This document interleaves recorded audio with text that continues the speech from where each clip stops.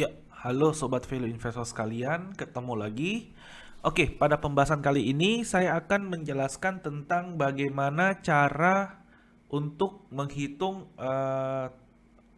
rasio turnover ya. Jadi di sini kita mungkin akan rasio turnover itu yang saya maksud di sini turnover akan piutang, turnover akan persediaan, sama mungkin turnover akan utang usaha. Jadi piutang yang saya maksud juga piutang usaha. Jadi dari sini kita bisa kalau kita udah dapet rasionya ini, kita bisa membandingkan dengan perusahaan sejenis yang kira-kira yang bergerak di bidang yang sama, yang paling mirip lah, karena memang sama-sama perusahaan meskipun mirip, memang meskipun barangnya mirip, tapi mungkin ada perbedaan kekuatan segala macam marketing ya. Cuma di sini yang saya mau bandingkan, setelah kita dapat rasio turnover ini, kita bisa membandingkan dengan perusahaan yang sejenis yang menurut kita paling mendekati dan juga dengan mempunyai power brand yang mungkin paling mendekati dengan perusahaan yang kita ingin analisa tersebut dan marketnya juga paling mendekati. Oke, sekarang kita langsung aja. Pertama, saya akan menjelaskan tentang cara eh, apa untuk turnover piutang piutang usahanya dulu ya. Nah, di sini saya pakai contoh sebagai apa? Sebagai contoh saya pakai laporan keuangan KDSI. Ya, KDSI di September 2020. Nah, untuk menilai rasio-rasio yang piutang usaha, terus untuk utang usaha serta sama persediaan ini, khususnya kalau persediaan segala ini tiga faktor ini penting untuk pada perusahaan yang mungkin saya pikir untuk perusahaan manufaktur ya. Ini penting untuk dilihat. Jadi kalau kita udah bisa nilai dia punya rasio berapa hari. Jadi intinya gini, simpelnya aja teman-teman jangan pusing dulu. Simpelnya gini aja. Rasio piutang usaha itu sebenarnya rasio turnover piutang usaha itu sebenarnya memperlihatkan seberapa mampu manajemen atau perusahaan ini dalam hal untuk menagih piutang perusahaannya itu. Jadi intinya rasio piutang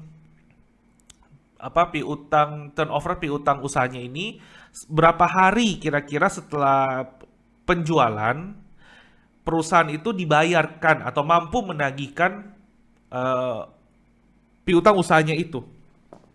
Ya, di sini memang banyak banyak faktor yang mempengaruhi entah itu brand. Jadi kalau semakin kuat suatu brand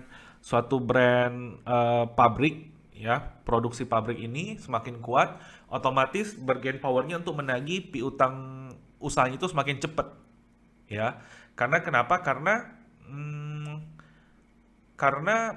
konsumen itu jadi kan biasa mereka menjualnya itu ke, kalau umpamanya kayak manufaktur gitu, mereka menjualnya kan ke pabrik-pabrik lain sebagai bahan baku, atau mungkin menjualnya itu ke retail, ke grosir, baru grosir masuk ke retail. Nah, seandainya kalau dia punya brand, kita ambil contoh ya, kalau kayak perusahaan kardus kayak gini yang KDS ini corrugated carton, dia kan biasa menjualnya itu ke industri lagi, kayak industri rokok untuk packingannya, kayak industri air mineral untuk packing dusnya. Nah, kalau seandainya jadi kalau seandainya kalau seandainya perusahaan yang kita nilai ini kita lihat dengan, kalau kayak Unilever itu kan masyarakat, jadi konsumen langsung yang mencari dia ya. Kalau umpamanya Unilever minta untuk dibayar cash, pasti saya rasa pemilih-pemilih supermarket mau, karena kenapa? Karena produk-produknya itu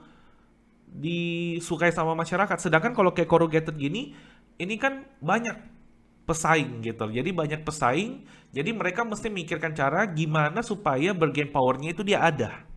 Nangkep ya? Gimana cara supaya bargain powernya ada, dan supaya kalau bargain powernya ada, otomatis dia bisa memperpendek. Dia bisa memperpendek dia punya rasio turnover piutang ini. Ya, dia bisa memperpendek rasio turnover piutang ini sehingga perputaran cash flow perusahaan itu makin cepat. Jadi semakin pendek rasio turnover piutang ini semakin bagus bagi sebuah perusahaan. Tapi tentu saja kembali lagi banyak faktor yang berperan kenapa sampai rasio rasio turnover piutang ini bisa cepet bisa lama gitu. Jadi banyak faktor yang berperang, tapi ujung-ujungnya itu ternyata bergain power kayak tadi Unilever kuat brand. Jadi meskipun dia minta tunai pasti kayak supermarket pasti mau, karena itu orang datang ke supermarketnya untuk membeli barang itu, dan ya untung-untungnya bisa membeli barang-barang lain. Jadi itu udah pasti harus ada di supermarket kalau kayak brand-brand Unilever gitu. Ya itu salah satunya. Memang kalau bargain power juga efektif terhadap penawaran harga produk itu memang, tapi itu saya jelaskan nanti mungkin pada segmen selanjutnya biar nggak melebar ya. Oke, kita langsung saja teman-teman.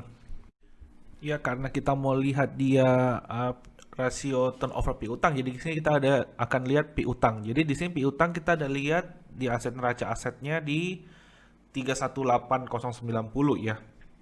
Kita lihat catatan 5, 10 sama 16. 10 sama 16 ini mungkin biasa kayak untuk jaminan bank doang mungkin. Jadi yang fokus kita lihat di catatan 5. Terus kita turun di catatan 5. Catatan 5 kita turun masuk di catatan 5 untuk periksa catatan kaki. Dan di sini teman-teman yang saya bilang kita selalu untuk periksa catatan kaki. Jangan cuma melihat buta-buta dari atas ya teman-teman.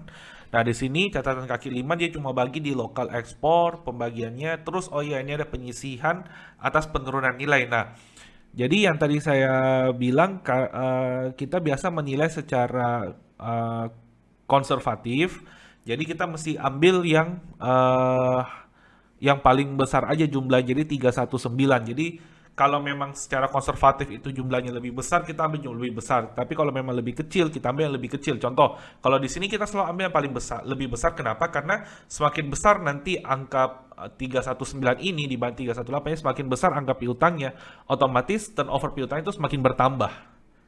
Ya, itu semakin bertambah. Dan juga sebenarnya kalau mau dibilang konsepnya, kenapa kita tetap masukin penyisihannya, karena ini penyisihan ini kan cuma dia jaga-jaga aja, jaga-jaga, tapi sebenarnya piutang itu masih tercatat di atas buku. Piutang yang kejadian itu sebenarnya 319 gitu loh. Piutang yang kejadian 319 ini penyisihannya cuma jaga-jaganya aja gitu, meskipun eh, apa mungkin penyisian ini udah berjalan dan terus bertambah buat kedepannya. Jadi kita selalu ambil itu menurut saya yang paling konservatif aja. Kalau rasio piutang turnover piutang ini mungkin tambah gede, total piutangnya itu harinya semakin besar. Jadi kan kita semakin konservatif menilainya. Oke, kita ingat ya 319 di sini. Oh ya, di sini teman-teman saya cuma pakai dalam satuan yang belakangnya karena nggak terlalu signifikan, nggak terlalu material, jadi biar cepat, jadi kita ambil 3 angka di depannya aja gitu ya, jadi biar lebih enak tulis di kalkulatornya nanti. Jadi setelah di sini kita lihat 319. Nah terus kita bandingkan apa nih, jadi kalau dengan uh, rasio turnover piutang, berarti kita masih bandingkan dengan penjualan ya dong, benar ya, karena kan penjualan itu yang membuat kita mau menghitung kira-kira berapa lama ketagih uh, piutang perusahaan itu setelah penjualan itu terjadi. Nah, di sini berarti kita ambil penjualan di 1404 gini kita lihatnya ya, dan kita lihat ini di catatan kaki 21. Kita buka catatan kaki 21-nya sebentar. Kita buka di 21. Nah, di sini. Di sini 21 kita lihat di sini pembagiannya lokal, ekspor, penjualan bruto, retur penjualan, potongan penjualan sampai di neto di 1404. Nah, kembali lagi teman-teman. Ya, pada penjualan neto di sini kita bisa lihat dia ada penjualan bruto dan ada retur potongan serta ada penjual. Jadi mendapatkan penjualan neto. Nah, di sini kita ambil kalau yang di butuh pembagian yang di bawahnya itu kan berarti kalau kita mau secara konservatif semakin kecil yang di bawahnya itu jumlahnya harinya itu bakal semakin tinggi. Jadi kita ambil yang konservatif, tapi secara teori pun, secara flow di lapangan pun, kalau retur penjualan dan potongan penjualan memang sebenarnya itu nggak masuk, karena kenapa? Karena itu kan nggak menghasilkan piutang jadinya. Ya, jadi itu kan udah di retur, itu nggak menghasilkan piutang. Secara teori, secara kejadian di lapangan memang itu nggak masuk harusnya. Ya, secara teori yang benarnya nggak masuk. Tapi kalau kita secara konservatif juga sama, yang kita ngambilnya paling kecil juga untuk di pembagian yang di bawahnya. Ya, jadi 1404. Tapi teman-teman jangan lupa, 1404 ini ialah eh, dalam kuartal 3. Jadi kita asumsi aja penjualan tetap sama, berarti dibagi 3 dikali 4 gini ya. Jadi kita dapat di 1872 ya teman-teman. 1872. Oke, tadi kita lanjut ke atas. Kita lanjut ke atas tadi. Tadi berapa tadi kita dapat 319,6. Berarti kalkulator bentar ya. 319. Berarti di kalkulator kita tulis 319,6 dibagi 1872 ya. Kita akan dapat 0,179 ya. Ini 0,179 kita langsung kalikan dengan 360. Kenapa 360? Karena kita asumsi satu bulan itu kan bisa dikalikan 12 untuk dapat per bulan, tapi kita lebih bagus untuk kalikan dia untuk dapat harian aja gitu. 360 karena kan satu bulan 30 hari kan. Jadi kita bisa mendapat di 61,4. Berarti 61,4 hari untuk masalah dia punya piutang ya, piutang rasio turnovernya ya. Terus kita lihat lagi untuk mengecek selanjutnya, kita mengecek ambil mau contoh utang utang usaha dulu ya. Nah, di sini kita utang usaha kita ada lihat dia di angka 180 ya. Utang usaha di 180. Nah, biasa kan periksa catatan kaki, ada tulisan aneh apa enggak. Berarti dia lihat di kolom 11 kita lihat. Nah, ini. Kolom 11 kita lihat di sini pembagiannya lokal impor segala macem, berarti saya rasa nggak ada yang aneh, kita langsung bisa masuk ambil 180, oke? Nah, terus untuk di bawahnya itu kita ngambil yang apa nih pembagiannya, kita ambil yang berarti ambil yang tetap penjualan tadi ya. Kita tetap ambil penjualan karena kan di sini kita sorry bukan penjualan. HPP berarti beban pokok bukan pokok penjualan. Jadi bukan ambil yang penjualan, ambil yang beban pokok penjualan. Terus kita ambil kenapa kalau teman-teman sekalian kenapa tanya kenapa HPP bukan penjualan? Karena HPP itu kan kita menilai dia punya nilai pembelian barang itu. Jadi kan kita bisa hitung di sini perbandingannya mesti eh utang usaha dia yang diakuin berapa terhadap sama barang yang dia dapat itu harganya berapa. Jadi nggak bisa dibandingkan dengan penjualan ya. Teman-teman masih catat di sini. Jadi kalau untuk menilai turnover utang usaha dia, berarti kita mesti mengambil utang usaha dia dibagikan dengan HPP-nya, beban pokok penjualannya. Coba kita buka beban pokok penjualan, kita lihat di angka 22. Kita lihat catatannya di angka 22. Ya, di sini kita lihat beban pokok penjualannya segala macam. Awal tahun bahan baku nih, bahan baku pembantu, terus ada pembelian, pemakaian. Berarti sini tetap nggak ada akun yang aneh. Nah, tetap berarti kita tetap yang di 1163 ya. 1163. Oke, terus kita lanjut lagi, kita tinggal bagi pakai kalkulator 180. Sorry. 180 dibagi 1163. Kita dapat di 0,15. Terus kita tinggal kali dengan 360 ya. Dapatlah di 55 hari ya. Jadi di sini kita bisa lihat ternyata perusahaan KDS ini memberi piutang yang rata-rata piutang itu jauh lebih panjang ketimbang dengan yang dia dapat. Jadi dia mesti di sini ada mesti nombok sekitar 6 harian untuk putaran operasional dia ya. Oke, kita lanjut lagi. Terus kita lanjut satu lagi yang di persediaan. Ya, tadi nombok 6 hari itu belum hitung persediaan ya. Nah, terus di sini kita lihat lagi di persediaannya. Persediaannya di sini ditulis di catatan kaki 6 10 biasa kita yang 610 berarti angka di 269,4 ya. Kita coba buka di catatan kaki 6. Eh, Nah, ini persediaan. Nah, di sini bahan baku, barang jadi, pembantu, bahan dan proses nggak ada akun aneh, berarti tetap kita ambil 269,4 ya, tetap kita ambil 269,4. Ya, kita ambil yang 269,4 terus kita bagikan dengan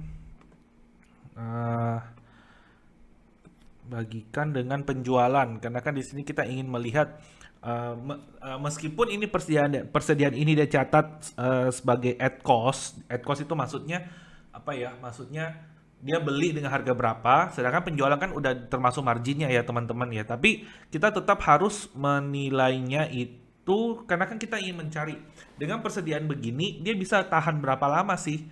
Ya kan dia bisa tahan berapa lama terhadap penjualan. Berarti kan kita mesti ambil yang akunnya untuk penjualan.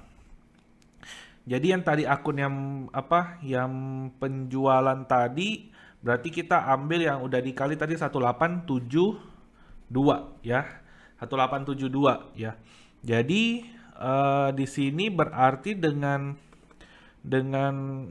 dia punya persediaan 269,4 dibagi 1872.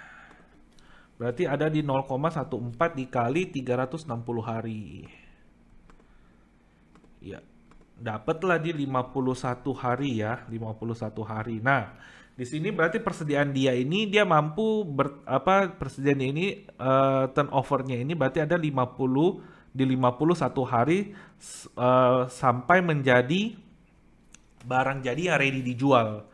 Ya, jadi flow-nya kan begitu. Jadi flow-nya kan perusahaan membeli bahan-bahan baku dulu, dia beli, udah dia beli dia olah, ya kan? Dan ternyata waktu dari dia beli sampai waktu dia olah sampai dia deliver ke customer itu makan waktu di 51 hari tadi ya, 51 hari. Jadi sedangkan udah sampai 51 hari itu terus waktu dia udah melakukan penjualan, dia udah deliver ke customernya, sampai customer bayar, itu makan waktu di 61,4 hari. Nah, waktu pertama kali dia beli bahan baku, jadi dia beli nih bahan baku dari supplier lain, itu dia bayarnya di 55 hari. Ya, jadi kan kita di sini bisa melihat berarti di selisih antara 61 sama 55 itu kan ada 6 hari ya, ada 6 hari plus ditambah dengan 51 hari ini, berarti perusahaan ini mesti menyediakan modal untuk operasional yang dia mesti biaya sendiri. Yang mesti dia biaya sendiri itu ada di angka 56 hari. Jadi dia mesti nombok nih modal dia tenggelam masuk ke persediaan, terus masuk ke piutang usaha, sedangkan dia membayarnya itu cuma 55 hari gitu ya. Nah, sampai di sini dulu teman-teman untuk penjelasan kasus ini. Ya, dari sini kita bisa melihat kira-kira bargain power ini perusahaan gimana, bargain powernya dia terhadap piutangnya itu gimana, brand dia sendiri gimana, sama bargain powernya itu terhadap supply-supply yang diambil barang. Nah, kalau supply-supply yang diambil barang semakin lama dia bisa membayar utang usahanya, itu berarti dia bargain power itu semakin gede. Ya, tapi tentu saja pricing juga menentukan ya, karena kan biasa kita tahu kalau dia bayar cash sama nggak bayar cash itu biasa ada pemotongan biasa ya. Berapa bulan sama bayar cash biasa ada pemotongan. Seperti itu biasa di lapangan. Tapi kalau kita hilangkan dulu masalah pricing, kita lihat dari sini berarti kalau dia semakin lama bisa bayar ke supplier dia atau yang biasa kita bilang utang usaha dia, itu berarti dia bargain powernya semakin kuat ya. Nah, dari di sini teman-teman, dari rasio-rasio ini teman-teman bisa bandingkan dengan perusahaan sejenis, lihat kira-kira perusahaan yang seperti ini tuh lebih perusahaan yang kita analisa itu bargain powernya itu lebih kuat apa enggak gitu ya. Perusahaan sejenis, saran saya teman-teman cari perusahaan yang bergerak di bidang sama, punya market yang sama, kurang lebih sama, meskipun memang nggak ada yang sama persis ya, tapi kurang lebih lah sama yang punya brand power juga yang kurang lebih sama. Dari sini kita bisa menilai semua dan kita bisa jadikan dasar-dasar penilaian kita ini untuk mendapat data-data selanjutnya lagi. Oke, sampai di sini dulu materi kita kali ini. Kita akan bertemu di sesi selanjutnya. Bye.